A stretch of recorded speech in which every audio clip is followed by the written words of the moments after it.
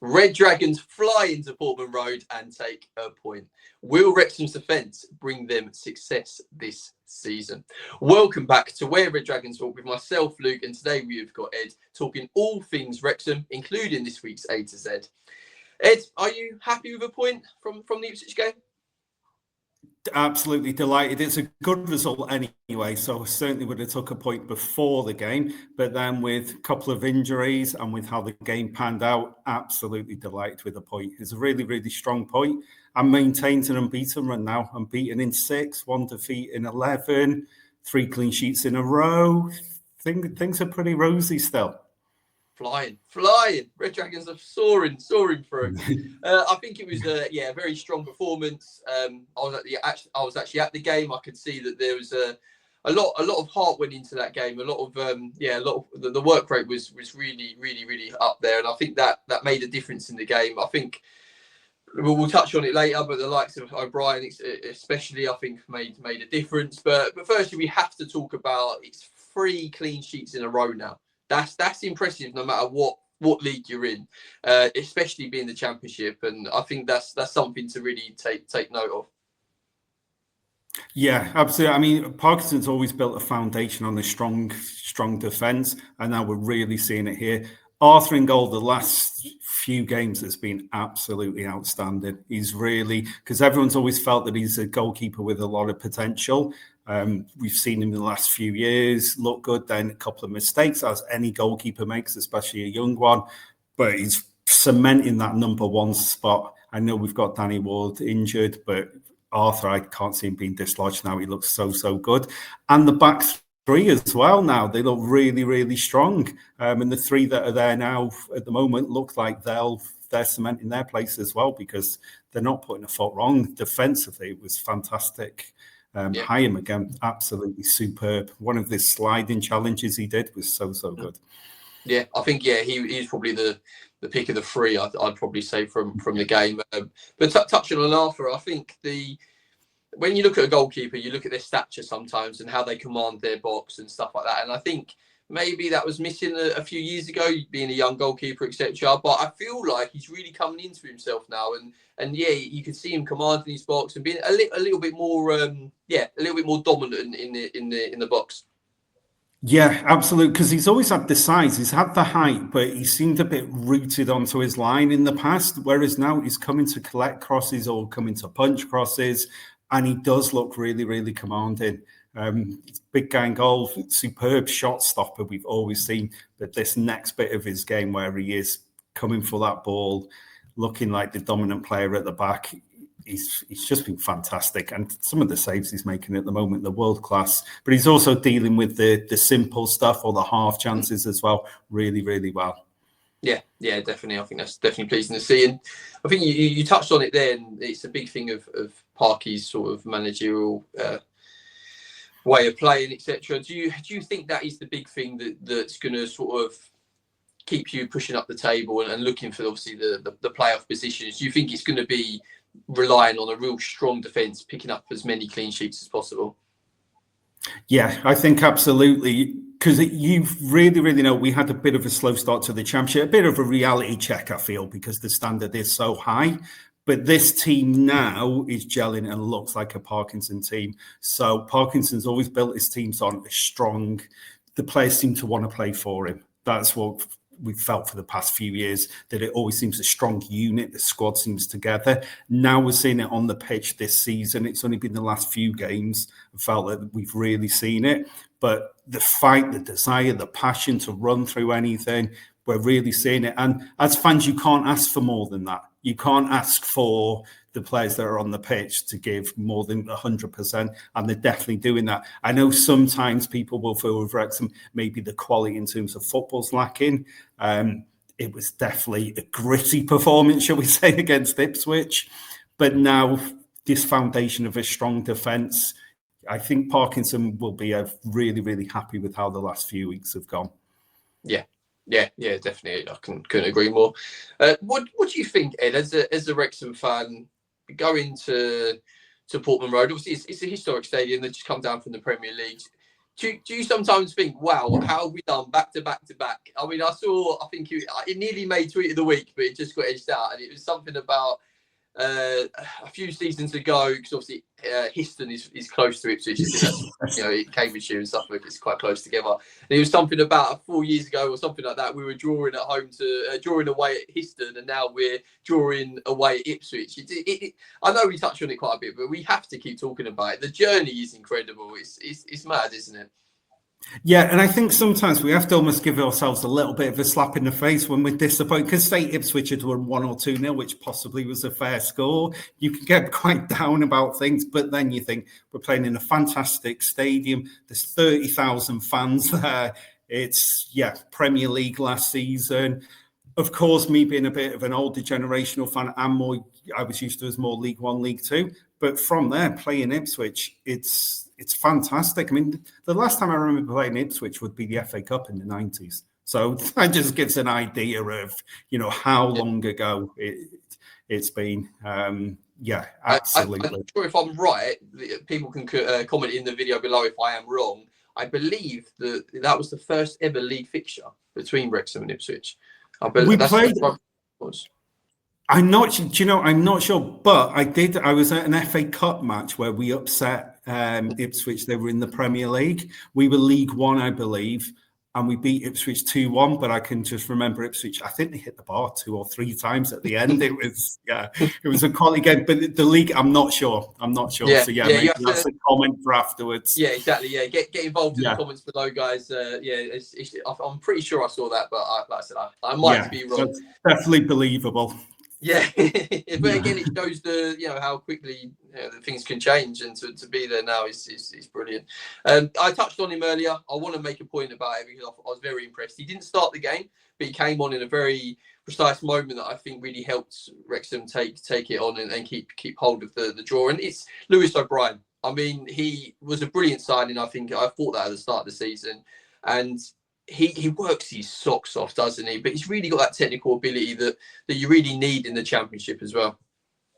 Yeah, I did feel. I know we didn't really create much yesterday, but O'Brien coming on, his work rate absolutely fantastic, and his technical ability. But I do feel as well when he's on the pitch, you feel that something can happen, especially in these away games on the break, that he'll create something, or maybe he's the guy going clean through.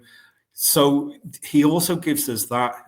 It was really crucial on Saturday because we'd had 2 of our midfielders on yellows as well, which in that type of game, you worry, could this turn into another one? But Lewis, he's been incredible, really has. And hopefully next game he'll be on the starting lineup. Yeah, I mean, this get on to that as well. You've got obviously some tough games coming up. Kiefer Moore. It was obviously a different style of different type of game. You couldn't play really the same sort of way Wrexham plays because no Kiefer Moore, no real target man. Is Sam Smith the answer to replace Kiefer Moore? Or do you really need to look for a striker in January? I think at the moment, if all honesty, I think Sam Smith's struggling a little bit. He's not Kiefer Moore, so Kiefer Moore's your big target man. Will hold it up, flick it on, great in the air and everything. Sam Smith isn't quite that. And then definitely against Ipswich, there was a bit of a feeling with you've got Smith up front with Windass and on the bench Broadhead to come on, but you always know he's going to replace Windass because I just can't see him going Windass and Broadhead up front. I definitely think in January, we've said it before, we've said it a few times, what happens if Kiefer Moore gets injured? He has been injured a couple of times. Hopefully he'll be back really, really quick. But he's a Parkinson type of player. Can we find somebody that's similar to him? I think this will be a big thing in January. That can give Moore a rest as well if he needs it. So not just when he's, if he carries an injury or a knock, can we find someone that can back him up and just help out a little bit? Kiefer Moore's been absolutely immense. And I do feel against Ipswich, I think we would have created things. Because there wasn't as dominant as Ipswich were in the game. I certainly had the feeling that on the break, there was a bit of a feeling that if we'd had if we'd had more, maybe our wing backs playing as well. And I thought McLean was absolutely fantastic. But if we'd have had Kabore flying down wing back as well, I think there could have been opportunities there to maybe sucker punch Ipswich a little bit. Yeah, Yeah, very, very true.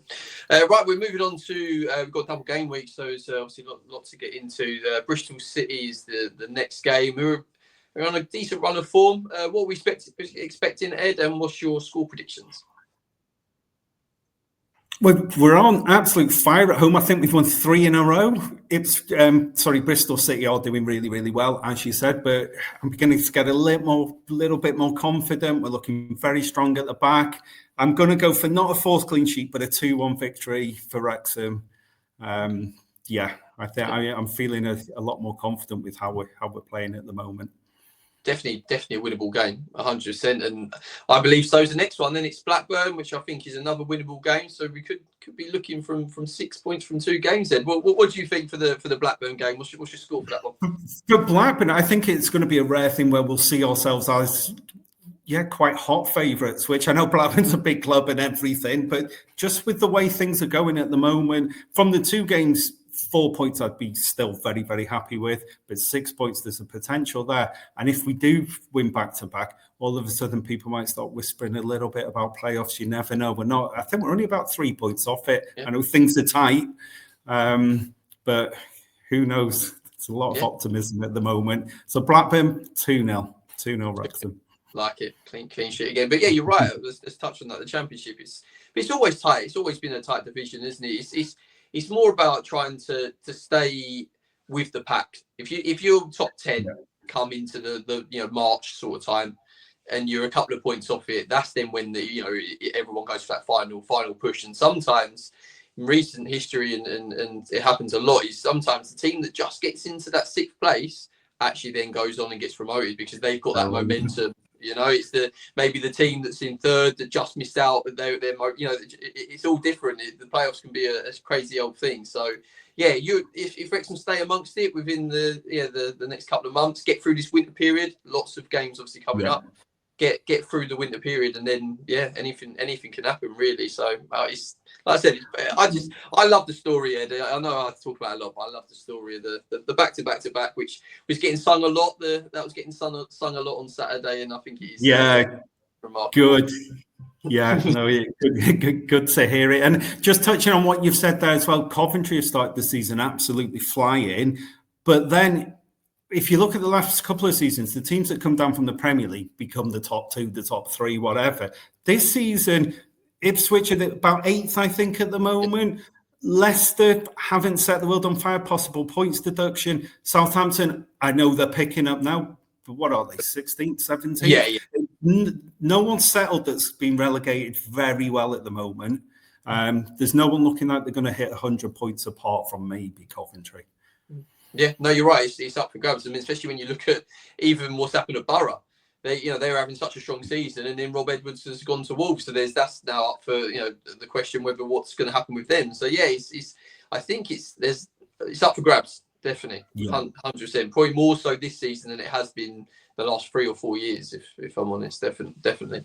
Right, we're on to our feature A to Z, and what is your letter G for Wrexham? Okay, so I've gone for a bit of a different one now. It's not a former player. It's a guy called Geraint Parry, who over the past, I don't know how many years now, it's been a long time, but behind the scenes at Wrexham, particularly during our real administration times, the hard times, he was just epic behind the scenes. He was doing all sorts of running the club, volunteering, club secretary. He was having to do things like plumbing, I think, ordering toilet rolls for making sure we were okay on match days. And now he's the club historian. But he's just been someone for the past, whatever it would be, 30 years, whatever. He's been so good behind the scenes, and he's really been part of the journey. He's in the absolute dark days. Superb guy, and he is kind of Mr. Wrexham, really. People like that are what make the club, aren't they? They really are. They're the ones that really show the essence of what being the part of a football team and part of a club is about. So yeah, I like that one. I like that one a lot.